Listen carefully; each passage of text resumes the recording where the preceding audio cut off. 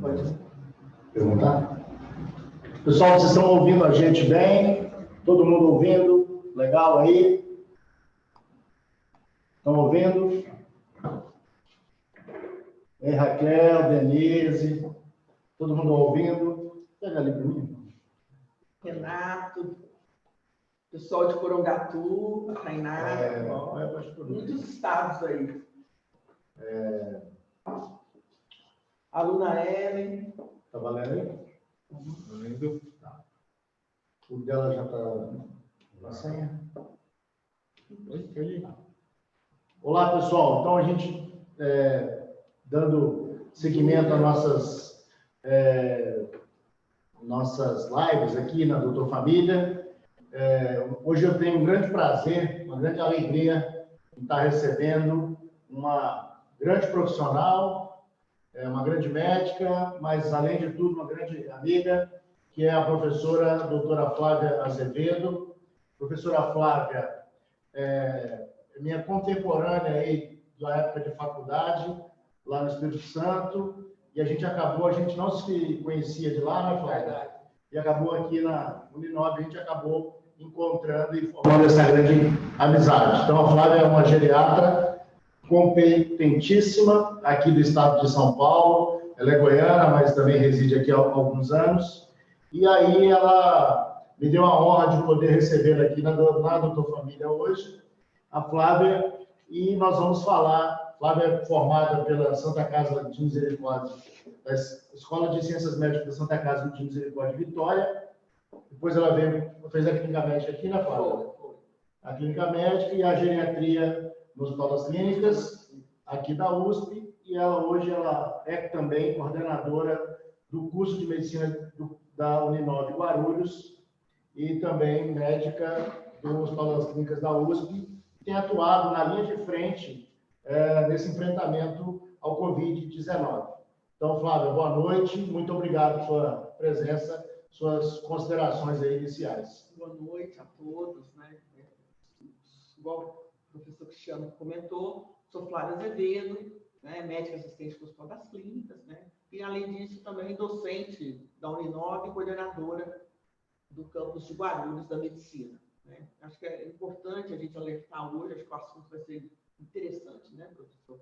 A gente comentar sobre os idosos, né? Já sou geriatra, então essa área vai ser extremamente alerta para todos no Brasil. A gente, atualmente, nós estamos vendo, na verdade, essa nova onda aí que a Fiocruz chama do Covid-19. Né? No Brasil, para vocês terem ideia, cidades pequenas, elas tiveram um aumento de 50% do índice de pessoas infectadas pelo coronavírus desde abril de 2020.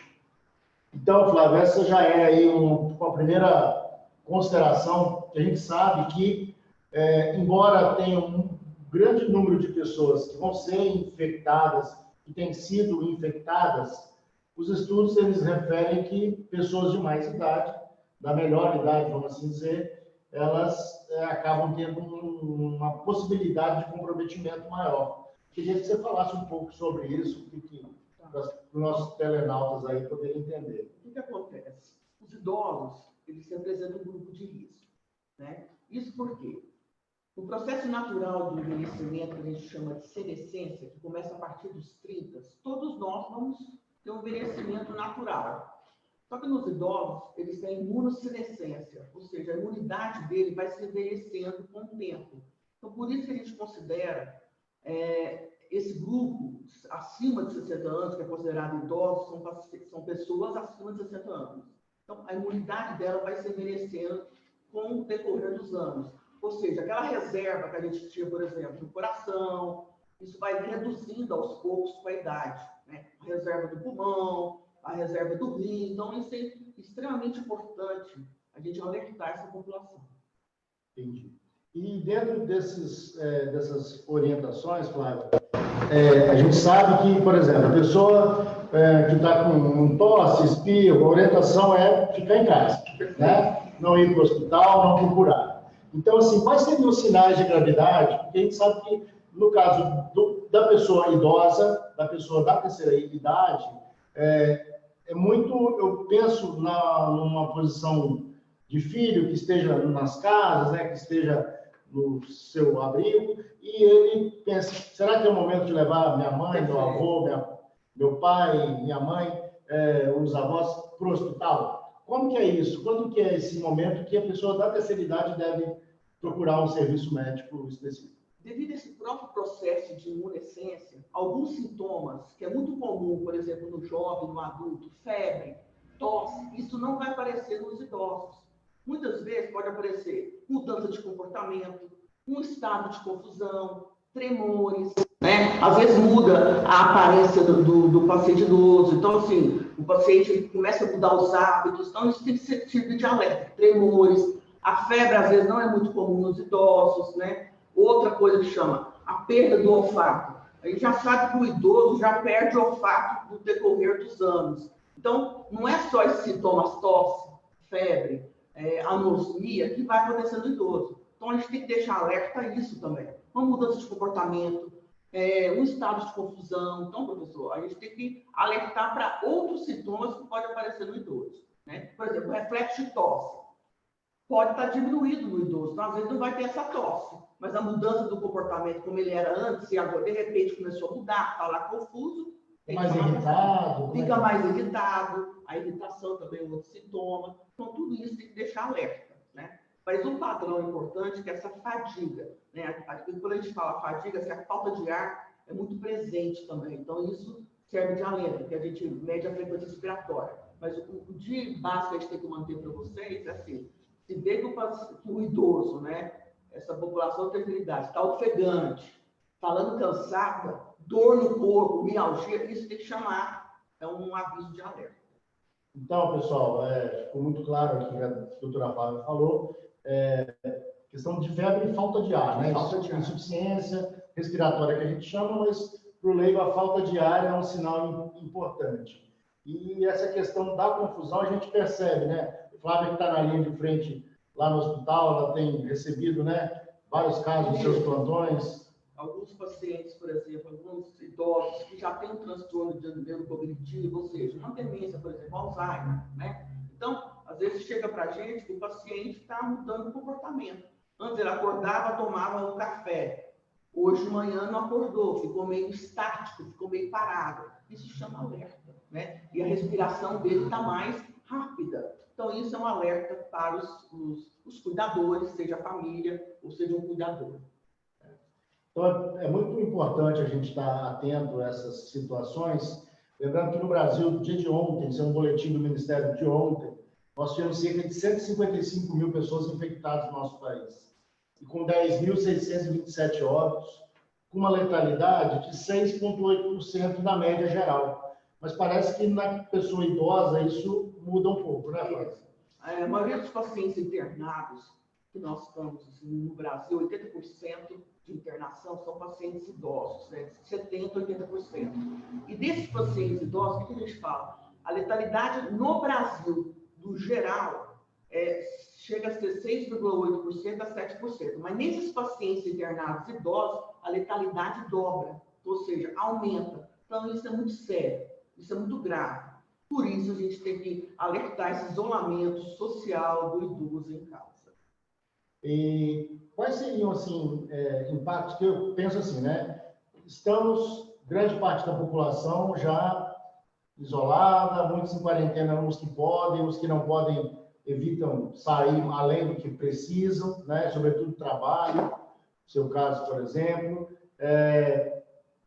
Só que, assim, estamos aí desde o dia 23 de março, quando começou essa quarentena decretada aqui no estado pelo governador. Óbvio que isso também traz um pouco mais de ansiedade, sinais de depressão. E a gente vê, por exemplo, a terceira idade hoje é bem diferente, né? Dentro dessa mudança dessa pirâmide de faixa etária no nosso país, que o país está envelhecendo mais, né? A expectativa de vida, você bem sabe que aumentou 78 anos de idade.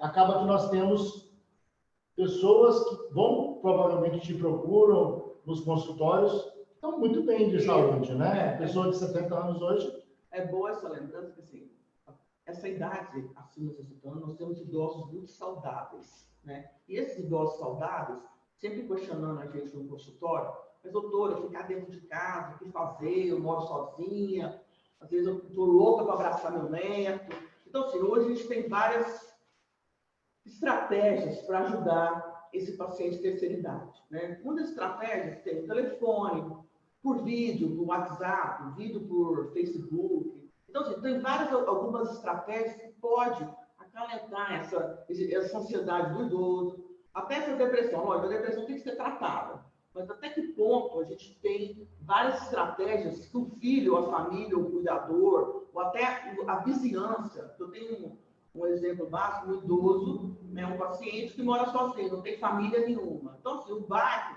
que tem várias estratégias solidárias hoje em dia, né? Então, liga para esse idoso, e não é no sentido, gente, não só de falar, oi, assim, perguntar, sortar tudo, não só de sintomas, mas para conversar com a pessoa mesmo, né? Aquele jeito carinhoso. Não é só um inquérito clínico, Um inquérito clínico, exato. Não é só isso. É perguntar como é que ele está, se está fazendo, se está levantando direitinho, se está se alimentando corretamente, né? Então, isso é extremamente importante. Né? Eu chamo a atenção aqui, porque assim, a gente já levanta e fica de pijama. Não, vamos manter a rotina dentro de casa. Tomar café na hora certa, almoço na hora certa, o lanche na hora certa, né? E ficar também não vidrado da televisão, porque a televisão, a gente fala que só tem assim, só fala de Covid. Não estou alertando que tem que fugir da televisão. Mas, assim, verificar o horário certo para a televisão. Não é toda hora na televisão, porque senão a gente fica aquele medo e começa aquele transtorno de pânico, aqueles sintomas de medo, ansiedade aflora. Algumas famílias têm feito estratégias, né, até de buscar jogo de cartas, xadrez. Xadrez, né? Até por virtual mesmo, né? Acho que é extremamente interessante. Por exemplo, a minha família mora em Goiás, né? Hoje a gente teve uma reunião pela manhã, hoje é o Dia das Mães. Desejo a todas as mães feliz aniversário aí, parabéns. E aniversário do meu pai hoje. Então a gente cantou parabéns com a família toda, mas virtual. Então acho que isso aí é uma nova geração que nós estamos começando, professor. Agora, lógico, aqueles pacientes, idosos que necessitam de cuidados, né? A gente tem que alertar os cuidadores, manter a higienização, a hora que for trabalhar com esse idoso, né? Usar máscara, seja a máscara cirúrgica, que seja essa máscara de pano, mas sempre deixar ela limpa, né? Álcool gel, ou lavar as mãos água e sabão, a etiqueta respiratória. Então, tudo isso tem que deixar muito alerta para quem está mexendo com o idoso. O cuidador e o familiar. E o familiar, tá? Visitas devem ser evitadas ou o que você acha das visitas? Não, as visitas devem ser, assim, lógico, se o filho mora com o pai idoso ou a mãe idosa, mesmo quando o filho for voltar, retornar à casa, tem que tomar todo aquele cuidado. Assim que chegar no trabalho, tomar o banho, ficar resguardado, usar até a máscara para conversar com o pai idoso ou a mãe idosa. Isso é extremamente importante. Mas as visitas ainda não devem ser recomendadas, tá? Tem que se evitar o contato ainda, tanto dos filhos. Se for fora de casa, se for em casa, manter esses 2 metros de distância, dando, né, um abraço, um tchau, um alegre, assim, entendeu? Mas tudo longe. Entendi. No caso do isolamento, na verdade, acho que isso que a Flávia está muito bem colocando aqui para a gente, que o isolamento que hoje se faz necessário, ele não indica um corte de relações, né? Você deve manter, lógico, uma relação saudável com a tua família. Por acaso, também hoje a gente teve mais cedo aí uma confraternização virtual pelo Dia das Mães, com o pessoal de Minas Gerais, tinha pessoal, enfim, de outros, dos Estados Unidos, de Portugal e do Espírito Santo, e daqui de São Paulo. E talvez essa pandemia nos trouxe até situações que a gente, talvez dificilmente ou mais para frente, queria aprender, né? Assim, pela falta de necessidade mesmo, né? Então, hoje todo mundo tem os aplicativos para poder entrar, grande parte da população brasileira tem feito isso, grande parte das empresas tem feito trabalhos dessa forma, né? E acredito que é um novo paradigma que vem de transformação mundial mesmo, um novo cenário, não só nas relações interpessoais, nas relações familiares, mas também no sentido das relações comerciais, profissionais. Eu acredito que a tecnologia vai ir com essa pandemia mudar muito isso e vai ser objeto de estudo, né, daqui um tempo. Como fazer, por exemplo, você tinha até me dado um toque antes, estava aqui fazendo um briefing antes, para troca de, por exemplo, alimentos, que você falou, solidário, etc. É importante, por exemplo, esse isolamento social, não é só esse isolamento, quando a gente fala isolamento social, não é isolamento funcional e nem isolamento cognitivo. Tá? É importante que o idoso não sinta esse abandono, tanto familiar, quanto dos amigos. Né? Então, assim, isolamento para ficar... ele tem que entender, o idoso... doutora, sempre nós temos aqueles idosos teimosos, né? Então, qual que é a linguagem que tem que falar? É conversar, é explicar. Né? Eu sou da teoria de nunca mentir para o paciente, né? Para o cliente. Então, falar a verdade. Ó, essa situação do Brasil hoje, e nós temos que respeitar. Essa é a população de risco. E lembrar que o idoso sozinho não vem sozinho só com o envelhecimento. Vem as comorbidades, pressão alta, diabetes, gordura alta, dislipidemia. E quando o professor toca nessa questão de alimentação, tá na jogada na mídia, vamos tomar vitamina C, vamos tomar vitamina D. Então, assim, até o excesso de medicação, gente, nós da Sociedade Brasileira da Geriatria e Gerontologia, a gente não aconselha ficar tomando vitamina D à torta e direito, entendeu? Isso não é recomendação, tá? Por quê? O excesso de vitamina D também pode sobrecarregar o rim, pode levar a outras catástrofes também, esse excesso dessa medicação por conta própria. Então, assim, uma alimentação balanceada é frutas, legumes, verduras, um pouco de carboidrato, um pouco de proteína. Então, isso é uma alimentação saudável, né? O sono é importante, né? Quando eu falo do transtorno de ansioso, da depressão, é importante. Atividade física, gente. Mas eu não estou com academia, não tenho o que fazer. Eu trouxe até com o professor aqui, ó, ele começou a rir, né? Mas é engraçado, uma almofada de casa. Quem sabe faz ao vivo, doutora Flávia. Então, assim, então na própria cadeira, a almofada, se você colocar entre as pernas e entre as mãos, você vai estar fortalecendo aqui, tanto o quadríceps, né? Esse fortalecimento dessa articulação muscular dos membros inferiores. Então, faz 10, tipo assim, apertando essa almofada uma nas outras com o joelho. 10 compressões. 10 compressões. Mesma coisa na mão, 10 compressões. Então, tudo isso são coisas, gente, fáceis de ser realizadas, práticas, né? O cabo da vassoura, ficar levantando, na hora em pé, lógico, não é todo idoso que pode fazer isso, mas faça sentado, né? Que seja 20 minutos por dia, isso já ajuda bastante, você não fica parado. Entendi. Tá? Então, são coisas práticas que você pode ser realizar. O sol, doutora, mas vitamina D. Do sol, às vezes ficar na janela, mas assim, não da rua, que dá para a rua, né? Mas tomar um pouco nas áreas abertas, né? Então, isso é importante. O sol é importante para a vitamina D, entendeu? Não é ficar tomando medicação, vou tomar várias medicações. Não é isso, vitaminas, né? Teve até uma situação recente, Flávio, queria que você falasse um pouco a respeito. Eu vi muitas senhoras idosas indo numa determinada clínica, o soro da imunidade. Você chegou a ver isso? Cheguei a ver. Então, e o que você... Isso é fake news, gente. Não existe. Se tivesse soro da imunidade, a imunidade, por exemplo, a vacina sim, mas não tem a vacina ainda do corona. Certo. Tá? Então, assim, não existe assim, vou tomar aquele remédio, aquela pílula e pronto, vou estar prevenido da doença. Não existe isso. Esses aí são bastante fake news, né? Então, tomar cuidado com isso, principalmente para essa população e para todos, né, gente? Não existe essa soroimunidade. Se tivesse, eu estaria aqui falando. Estaria bem, né? Bem. Não teria morrido tantas pessoas. Não teria morrido tantas né? pessoas.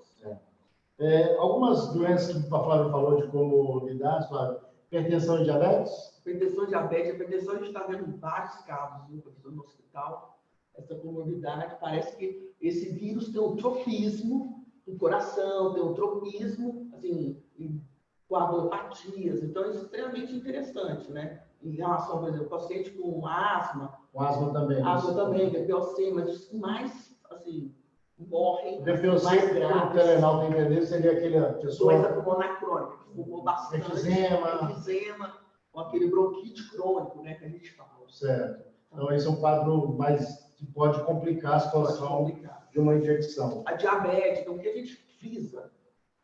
Não se deve parar as medicações de rotina. Isso mesmo.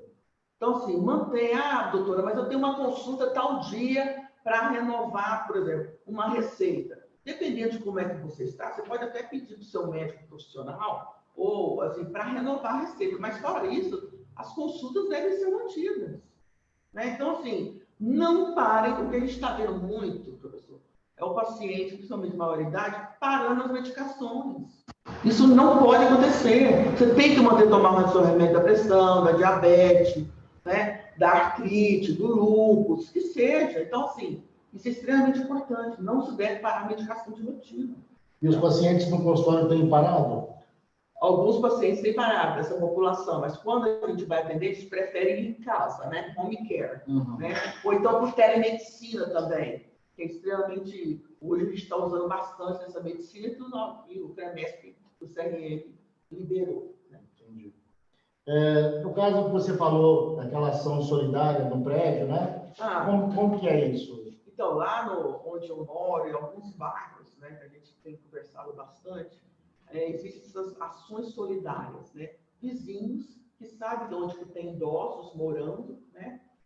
No momento de fazer uma compra, no momento de ir na farmácia, né? Eles se pronunciam para ir para esse cliente, para esse paciente, né? Para essa pessoa que não pode ir ao supermercado. E quando a gente fala não ir, gente, é para não ir mesmo, nem no supermercado, nem na farmácia. Então, existem ações solidárias.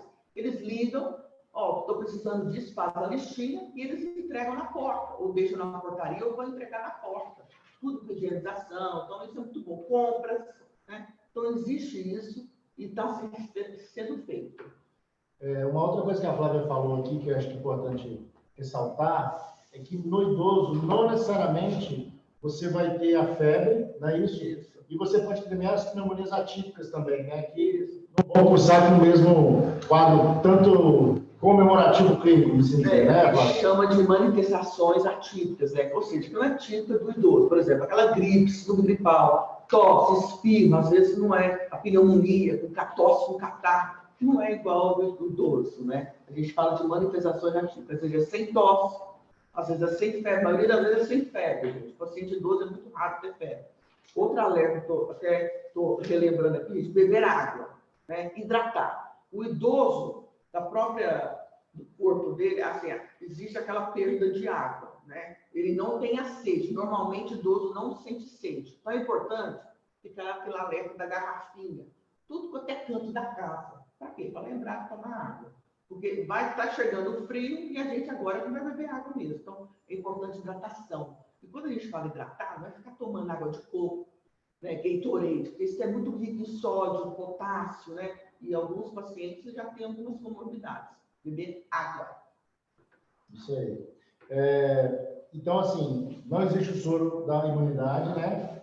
Aí a gente ainda não tem uma vacina específica para o coronavírus. Isso é outra questão que deve ser. Mas o que não quer dizer que a vacina da influenza não deva ser tomada, né? O calendário da vacina dos idosos tem que manter em dia, né? Chegou a época da vacinação da H1N1. Existe aquele mito, eu não vou tomar vacina porque eu vou passar mal. Isso é mito, gente. Né? Isso é fake news, né? Você tem que tomar a vacina, né? Existe o calendário, ou seja, tanto H1N1 quanto o coronavírus, eles dão doenças muito graves. A população de risco é o idoso, né? Só que a letalidade do corona é maior do que do H1N1, mas tem que tomar a vacina. Isso já é uma proteção para todos, né, da população de risco, professor. Então, assim, você tem infecção muito comum pelo rinovírus, né, que vai dar aquele resfriado comum, né, que raramente vai causar uma doença grave em humanos. Mas o influenza é, assim, uma causa importante, né, que leva a ter uma letalidade também, mas não é tão alta quanto o corona. E aí, as minhas queridas aí da terceira idade, nossas amigas, sabem que a vacina do influenza está disponível em toda a rede de saúde do Brasil. rede pública e particular, né? Então, você tem várias cidades que recebem, lógico, tem um calendário vacinal estipulado pelo Programa Nacional de Imunizações do Ministério da Saúde. Então, isso em qualquer unidade de saúde, geralmente de segunda a sexta, no horário de 8 às 5, você consegue ser vacinado. Aqui na cidade de São Caetano, estamos tendo o drive-thru da vacina. Algumas outras cidades também adotaram isso. E foi uma decisão muito acertada, né? A pessoa chega, ela recebe a vacina sem nem descer do carro, né? Então, eu achei isso muito bacana e várias cidades estão realmente de parabéns pelas atitudes que têm tomado ao longo desse enfrentamento da pandemia do coronavírus. Aliás, aqui na cidade, por exemplo, em São Caetano, nós já tivemos 22 óbitos, né? São 528 casos confirmados. Então, você vê, com 7 ainda que aguardam testes para confirmação desses óbitos, e 348 pacientes que estão aguardando, de acordo com o Instituto Adolfo Lutz, né, os resultados para poder dizer. Temos hoje 53 pacientes na rede SUS internados, especificamente com esse quadro, 111 na rede particular, que é bastante interessante, como as cidades que se organizaram para esse tipo de situação têm respondido de uma forma melhor, de fato, têm tido melhores resultados nos indicadores de saúde, né? Quando você compara, infelizmente, alguns que, infelizmente, não acreditavam que isso iria acontecer. Então, nossos parabéns aí a São Caetano do Sul. A cidade de São Paulo, também o estado, né? Já teve 41.830 casos, o estado. Só na cidade de São Paulo, 27.414 casos, que não é pouco, né? No dia ontem, dia 9, tinha 1.110 óbitos na cidade de São Paulo. Então, realmente um número muito grande, né? Com bastante... Na verdade, em 9 de abril tinha 1.110 e ontem, 8 de maio, 4.874 óbitos. Então, teve um aumento aí, em cerca de um mês, de 340%, né? O hospital de campanha do AMB está hoje com 546 pacientes internados e o do Pacaembu com 151 pacientes internados. Nesses dois não houve nenhum óbito, graças a Deus ainda, nenhum dos quadros, né? E internados na rede municipal da cidade de São Paulo, 1.621 casos.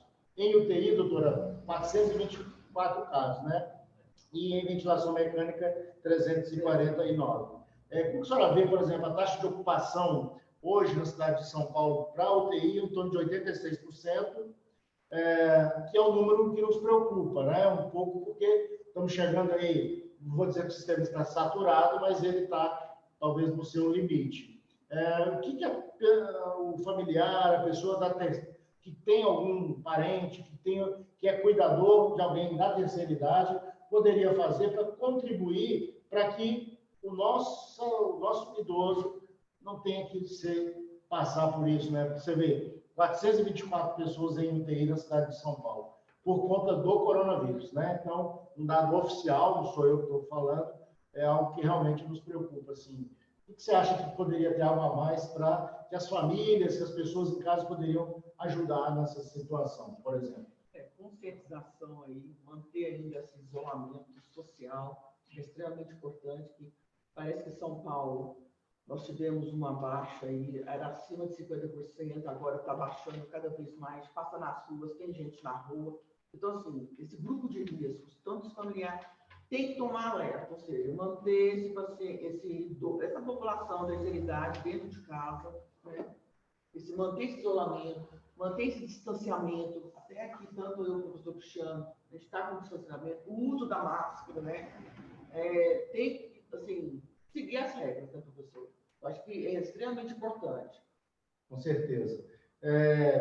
Lembrar também, né, que, por exemplo, esse vírus, ele, através das gotículas, né, que ele pode sair, espirro, tosse, etc., mas se ele cai sobre uma bancada como essa, né, numa superfície, né, o que poderia ser feito para poder minimizar e resolver, ou pelo menos diminuir a chance de uma infecção por conta de um contato, etc.?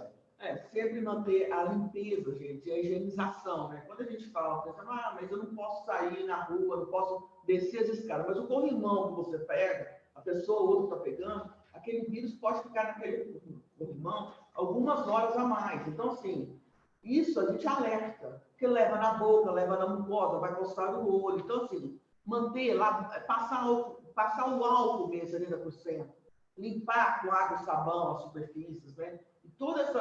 E as mãos, né? Sempre passar álcool gel, usar máscara. Então, isso é extremamente importante, manter a higienização pessoal, que a gente está alertando bastante. A gente quer agradecer aqui os nossos telenautas aí. Então, sabia que a professora Flávia ia despertar várias perguntas de todo o Brasil. Então, nós temos aqui um grande abraço, professora Carla Potts. Professora Carla mandou aqui uma pergunta, doutora Flávia. Como evitar a descompensação de depressão, ansiedade, sobretudo nos idosos que moram sozinhos? O que você acha que poderia ser feito para melhorar isso? Bela pergunta, Carla. Hoje a gente já tem algumas equipes, né, que moram sozinhos, por exemplo, até na televisão, alguns canais que estão fazendo alguns trabalhos, por exemplo, de meditação, algumas equipes solidárias com esse idoso que mora sozinho, ligar e conversar, né? Tanto em algumas redes, a gente tem alguns telefones que você pode ligar, onde tem um psicólogo presente, para poder conversar com esse paciente, né? Poder alertar, mas não é aquela conversa, falar de Covid, não. Outros assuntos, né? Como é que está a vida, coisas gerais da vida, porque a gente só fica nesse alerta, né? Então tem que passar essa parte íntima do paciente para poder se abrir mais, né? Outra coisa que a gente está usando bastante, que é por vídeo, né?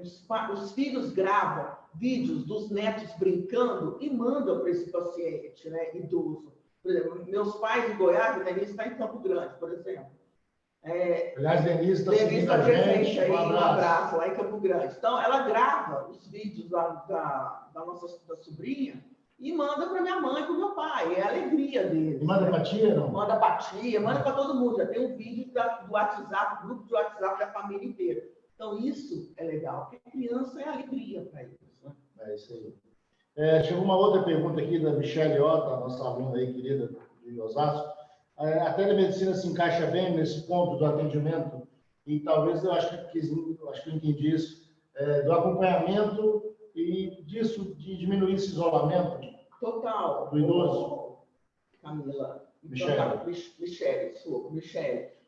A telemedicina em casa, por exemplo, eu tenho vários pacientes que estão pegando telemedicina, né? Aí, no caso, a família conecta e a gente vai conversando, e é um bate-papo com esse paciente idoso. Lógico, eu não vou poder ferir a pressão, mas quando tem um cuidador lá perto, né, todo com máscara, tendo toda a preocupação, ele afeta a pressão para mim lá dentro, né? Então, isso é extremamente importante. E nessa hora, eu converso com o paciente. Então, a telemedicina, nesse momento, ela veio para ficar. Acho que nós vamos ter grandes mudanças aí, tá? Lógico, esse primeiro contato, acho que é importante. Em algum momento, se essa pandemia acabar, a gente vai ter que ver esse paciente pessoalmente. Mas, durante isso, a telemedicina está sendo um grande canal. Até para psicólogos, né? Para fisioterapeutas, personal trainers fazendo um treinamento online, né? O psiquiatra está fazendo totalmente por telemedicina, então é extremamente importante e indicá-los. Muito bacana que você falou, eu lembrei, até aqui o pessoal do Contite, aqui, grande abraço a todos da terceira idade aqui de São Caetano. Eu tive acompanhando no Facebook, teve uma aula de Zumba para a terceira idade, aula de dança para a terceira idade, e eu estava lá conectado, falei, deixa eu ver se elas vão entrar. E elas entraram, um monte, mais de 300 seguidores. É engraçado falar, toda atividade física, a gente falou do almofada, da dança, porque libera endorfina, gente. Endorfina é um neurohormônio da alegria, do humor. Então, assim, é interessante, foge dessa parte da depressão. Então, atividade física, que seja meditação, yoga, isso é extremamente importante, porque libera essas substâncias que a gente tem no nosso próprio corpo. E muda a face do paciente, né? Muda totalmente esse olhar do paciente. Então, só incentiva esse tipo de ação. Total, Né? total. A doutora gosta de dança, doutora? Opa, gosta. Ó, chegou mais uma aqui. Renato Espadaro. Grande Renato, um abraço. Para o professor Renato, como a senhora vê a questão de emissoras de TV transmitirem alguns vídeos e novelas antigas e idosos terem um gatilho para Alzheimer? Isso, a senhora detectou alguma coisa nesse sentido? Como a senhora acha que isso impacta? Do esquecimento, então, essa até a gente chama atenção que nessa fase importante de solidão, que alguns idosos, que não é importante deixar essa solidão, mas alguns filhos e tantos cuidadores, é bom perceber essa parte do esquecimento, né, que a gente chama de ou déficit cognitivo leve, né? É um transtorno neurocognitivo leve. Então, eu não estou lembrando mais disso. Então, sempre é bom aqueles pacientes que já apresentam esse transtorno neurocognitivo, seja ele leve, moderado, até o mais grave, seja estimulado. Né? Jogo da memória, né? Um jogando do outro lado, jogo de dama, esses dias, jogo de carta mesmo, né? Eu gosto de uma carta. Então, tanto lá em casa, a gente às vezes brinca, não, mãe, vamos ter a hora de jogar agora. Então, ela fica do outro lado, eu fico do outro, ó, tal carta. Então, assim, a gente brinca, né?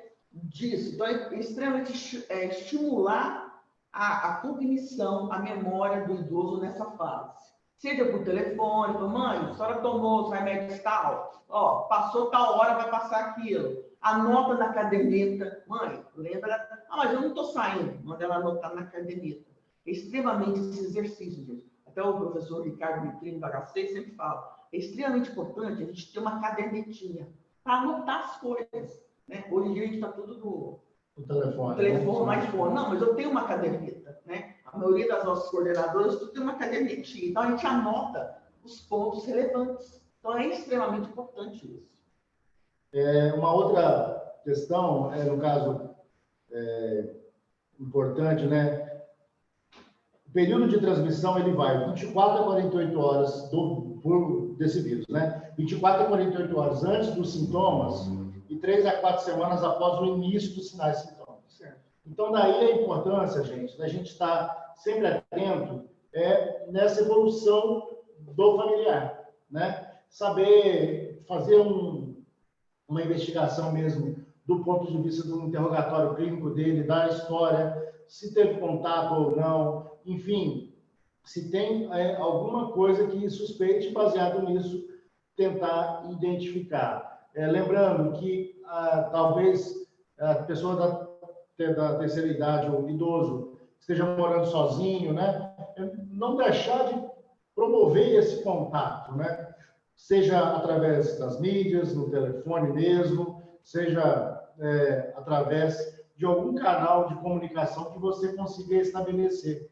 Eu acho que a Flávia frisa aqui está sendo muito importante, o foco que esse isolamento, embora esse isolamento social, ele é necessário do ponto de vista sanitário, isso não pode, de forma alguma, ser encarado como um corte de relações, né? Porque, em que pese toda essa tecnologia, às vezes, ela nos afastar, nos deixar mais longe, né? Nos interiorizar, digamos assim, de uma forma mais efetiva, nós temos que, nessa pandemia, nesse momento de crise da humanidade, que não é uma coisa do Brasil apenas, é da humanidade, usar essa tecnologia a nosso favor. Então, usar as ferramentas e os equipamentos. Estamos aqui hoje, ó, eu e a Flávia estamos aqui, tem 3, 4 aparelhos gravando isso, passando para o Brasil e para o mundo. Tem pessoas de fora, a gente está acompanhando de fora do Brasil, seguindo isso aqui. Isso é algo impensável até para os nossos próprios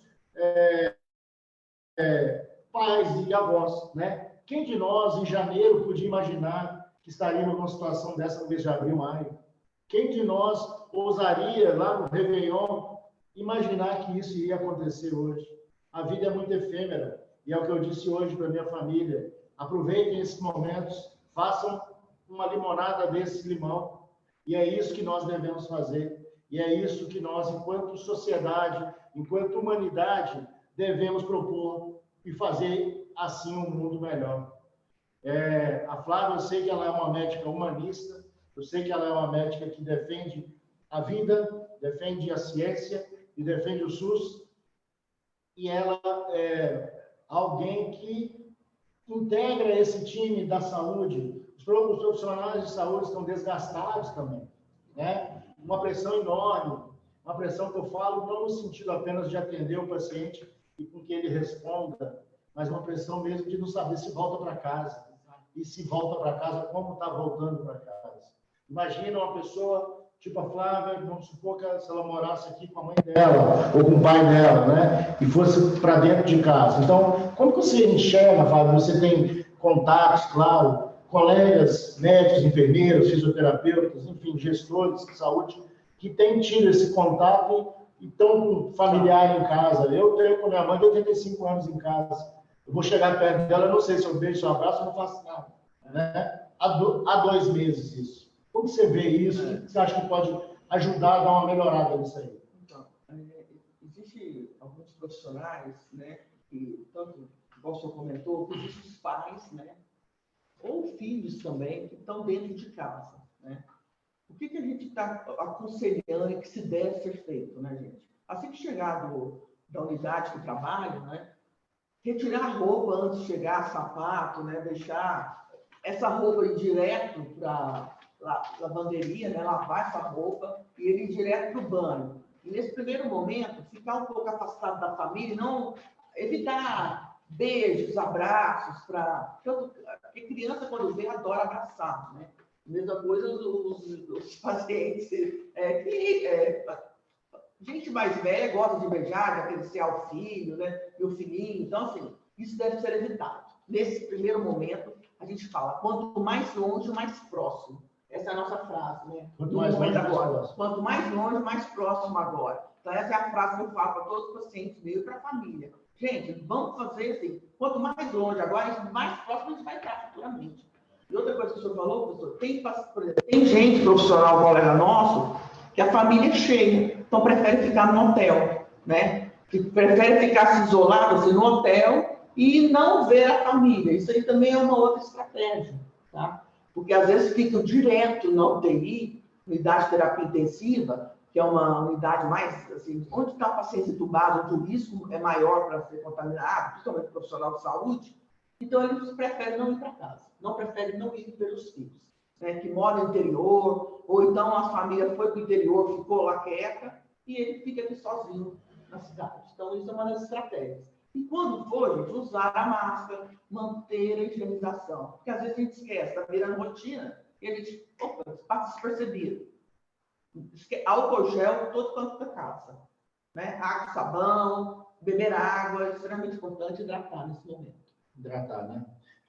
Camila Medeiros mandou uma pergunta. Quais são as perspectivas, pergunta interessante, quais são as perspectivas para a população idosa no cenário pós-quarentena? Então, ela já está lá, à frente um pouquinho. Como você acha, Flávia, que... Uma boa pergunta. Instigante, né? Que vai ser isso? Então, Camila, essa população, que a gente sempre fala que... Quer dizer, a população idosa está sendo lembrada muito agora, né? Porque ela já é um pouco esquecida antes. Eu sempre falo que tanto a geriatria, a parte da gerontologia, essa população ainda não é tão valorizada ainda no Brasil. Só que agora vai ter uma outra visão. Né? Eu acredito que na pós-quarentena vai ser mais assim, vamos dar esse olhar maior para os idosos, né? Nós vamos ter essa visão, eu acho que vai ter uma mudança da população, vai ter mais projetos para essa população, vai ter mais estratégia para essa população, porque assim, não é só coronavírus chegando, que essa população, a febre amarela, a dengue chegando, que a gente vai ter que lembrar dessa população. Acho que essa população do idoso tem que ser lembrada sempre, tem que ser mais valorizada. E parece que, após quarentena, diante dessas mortes que estão acontecendo, mais de 80% ser idosos, vai ser lembrada, porque senão a gente não vai ter nem a população, essa pirâmide vai ter uma reviravolta. E a população nossa é idosa no Brasil. Então a gente tem que ter novos projetos direcionados para ela. Vai ter mudança aí. Muito bem. Então aí os gestores públicos já fica aí doutora Flávia está passando uma lição, né? Que é políticas públicas para o idoso no pós-quarentena. Já é para a gente começar a pensar, porque são situações que realmente serão necessárias. Talvez até mais do ponto de vista de saúde mental também, né?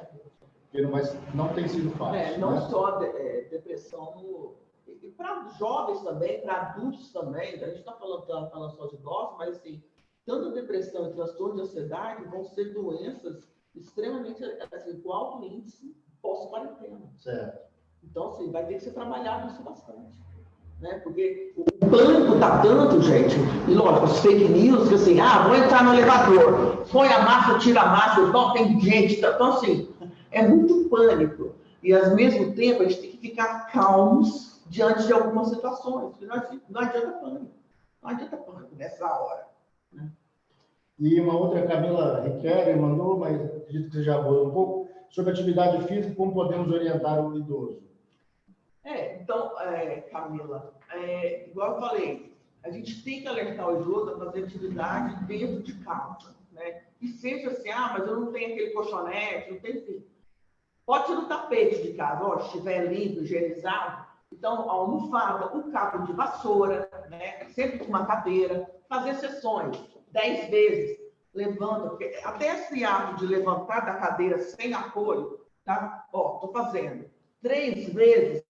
Isso facilita o quadríceps, que com o passar do tempo, o idoso vai perdendo essa flexibilidade, né? Que vai acontecendo essa sarcopenia, né? Então, o termo que a gente usa na geriatria, que é peristidas musculares, isso é próprio do envelhecimento natural. Então, com isso, até a gente, né? Até esse ato de levantar, fazer essa dorsiflexão 10 vezes sentada, isso já é bom para o bombeamento, né?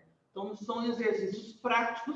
Eu posso até deixar depois com o professor alguns exercícios práticos que podem ser feitos em casa. Não precisa ir para a academia, descer lá embaixo, ficar na esteira, ficar meia hora. Não, pode ser feito em casa.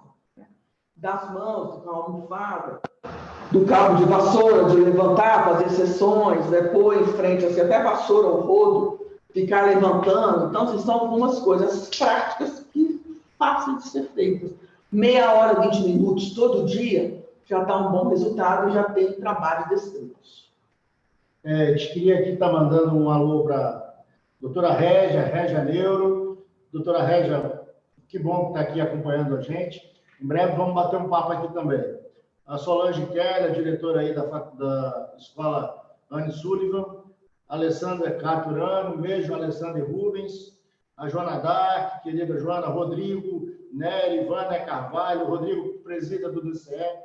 Rafael Fernandes, Maria Letícia, nossa colega, Nelson Bergman, Maurício, oi Maurício, Zarif Psic, também, Bernadette Duran, e o Renatão também está aí vendo, né, Flávia? Tá. Renato também está. Ele que não veja, não, né? Ele que não veja. Outra pergunta que quiser, cuidados é possível fazer no dia a dia com o idoso acamado para não deprimir? Uma boa pergunta. Quem é que fez, Flávia? Foi a Silvana, né?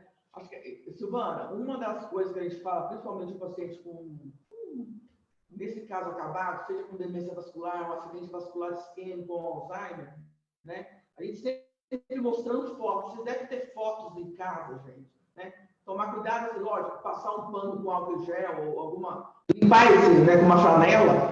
Interessante mostrar para esse paciente acamado as fotos, né? Ou então da televisão, um vídeo do celular mesmo. Pai, olha que interessante, os seus netos mandaram. Então, isso, gente, existe uma gama de estratégias para serem realizadas, que devem ser realizadas nesse momento, né? A gente não vai esperar, por exemplo, lógico, se tiver o terapeuta ocupacional, de uma forma, mas vocês mesmos podem fazer isso. O fisioterapeuta pode ajudar nesse momento, o terapeuta ocupacional pode ajudar nesse momento. Então, assim, mostrando fotos, mostrando vídeos, ligando, pondo o telefone para ele falar, tudo com higienização, E é isso aí, porque a gente acredita que o paciente com acamado, ele não está totalmente, assim, ele está independente, né? Dependendo do tipo de acamado, ou se perdeu ou não a autonomia. Mas ele está ali. Então, tem que fazer vivo essa vivência do idoso, né? Não pode deixar ele abandonado. Quando a gente fala de isolamento social, não é abandono do idoso. Bem, gente, então essa evidência aí de uma solidão de um idoso e sensação que são um peso, né? Isso é um peso para toda a família, não é só para a pessoa idosa, e isso tem levado realmente a sociedade, né? Zé Renato. O Zé Renato outro aí. amigo geriatra lá, assistente nosso, geriatra. Também, colega seu? Colega meu. Muito bom. Quem não é colega da Flávia? Mas é nesse novo momento que a gente se encontra, né? E uma frase, né, que eu estava até falando, né? Não é só o idoso que morre, né? Não. O jovem tem morrido, sobretudo aquele com comorbidades, né? Obesidade, né? Obesidade, né? Com problemas cardiovasculares, com problemas pulmonares, mas ainda tem aquele jovem também, professor, para a gente saber que está sem comorbidade. Como foi aquele caso, aquele médico, né? Mas aquele médico que faleceu, né? O Fred, né? Então, assim, às vezes a gente tem que tomar extremo cuidado, principalmente os profissionais de saúde, assim, se tiver os sintomas da dispneia, procurar o colega e procurar a unidade básica de saúde ou a emergência. Né? Não deixar esperar muito tempo. Acho que isso é importante. Muitos perguntam, mas eu não tenho aparelho de de saturação, que é a parte de oxigênio. Só o jeito ofegante de falar, né? Esse cansaço, a gente fala muito a falta de ar, né? O ar não consegue entrar. E a fala começa a ficar ofegante. Isso já é um sinal de alerta para nós. Muito bem. Então, acho que, pessoal, queria dar um grande abraço aí para todos, especificamente aos que nos seguem aqui, ó, a Luciano, Matheus, Celina, o Flávio, a Lu, Amanda Paz, Raquel Valadares, Lucinete de Ubaporanga, Minas Gerais, Fábio Coracim, Márcia Munhoz, Fábio, né? Amigão nosso, Rosária Santana, Fernando Maurício, enfim, Paulo Herebe aí,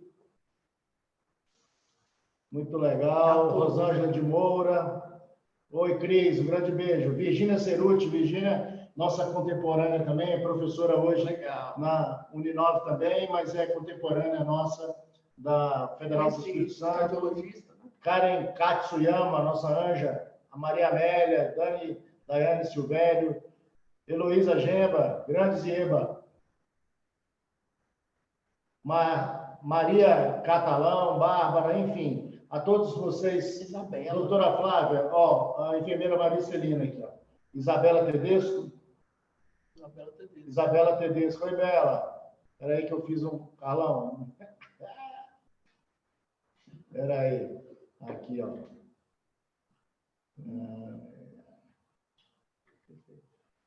Então, assim, agradecer a todo o professor Laércio, né? Ó, doutora Flávia, minha mãe está no interior de Minas, totalmente isolada. Estamos preocupados, ela está triste, parece distante e desmotivada nas ligações. Estamos sempre ligando e orientando. A Maria Celina é enfermeira. Não, a mãe dela está no interior de Minas. Lógico, se vocês perceberem, né, Celina, se tiver muito triste, se tiver como algum profissional de saúde ir até a casa dela para realmente, ou amigo da família, ir para averiguar, que às vezes é muito, assim, ver pessoalmente, né, lógico, com todas as precauções, seria interessante até para deixar menos ansiosos vocês, né? Acho que é interessante isso também, ou uma amiga da sua mãe que poderia ligar para ela, né, falar que ela está nessa mesma situação e que pode ser revertido. Gente, esse é o primeiro momento que nós estamos, né? Então, a gente sempre tem que pensar, eu sou muito otimista, então a gente tem que pensar, elevar o pensamento e seguir, né? Porque não adianta a gente ficar nessa tristeza aí, lógico, a gente está vendo a tristeza no Brasil, mas a gente tem que manter o nosso eu, né? Quando a gente fala nosso eu, é ser otimista. Visão para frente. E abraço aqui para todos aqui também, ó. A Tatiana, a Marcinha Canegar, que é colega também, a professora Bianca, a Tati Rondini, ó, vários professores de Guarulhos, de Mauá, todas da Uninove, o Fernando, ó, Fernando Mauá. Fernando Maurício. Fernando Maurício. minha irmã, nossa Portuga Adriana, que bom que você gostou, Adriana, das orientações. Andréia, Brandão, todos aí, pessoal. Acho que é isso, pessoal. A gente quer O agradecer. Júnior.